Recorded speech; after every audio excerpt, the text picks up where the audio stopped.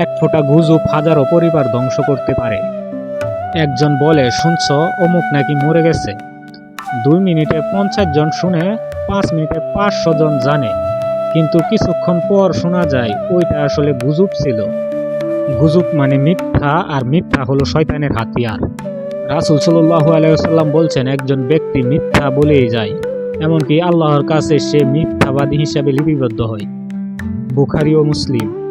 গুজব কখনো খেলার ছলে, কখনো ঘৃণার বশবর্তী হয়ে ছড়ানো হয়, কিন্তু এর ক্ষতি হতে পারে সীমাহীন। মানুষের ইজ্জত নষ্ট হয়, ঘর ভাঙে, জীবন নষ্ট হয়। যারা গুজব ছড়ায় তারা ফিতনা সৃষ্টি করে সমাজে। কুরআনুল কারিমে আল্লাহ বলেন, ফিতনা হত্যা অপেক্ষা গুরুতর।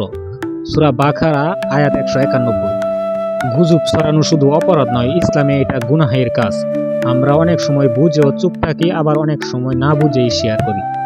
তাই আগে যাচাই করো, তারপর বলো, এটাই মুসলমানদের বৈশিষ্ট্য। আল্লাহ বলেন, হে ঈমানদারগণ, যদি কোনো ফাসিক ব্যক্তি তোমাদের কাছে সংবাদ আনায়ন করে, তোমরা তা যাচাই করে নিও। সূরা হুজরাত আয়াত 6।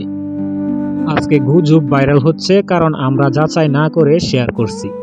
তোমার একটি শেয়ারই হয়তো কারো সম্মানকে ধ্বংস করে দিচ্ছে। তাই গুজব নয়, সত্যের পাশে দাঁড়াও।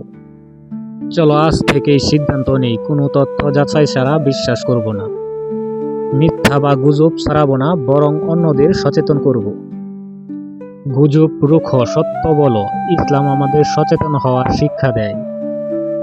সবশেষে সবার উদ্দেশ্যে একটাই কথা, ভাই ও বোনেরা, প্লিজ শেয়ার করে এই বার্তাটা অন্যদের জানিয়ে দাও। শেয়ার করতে ভুলবেন না প্লিজ।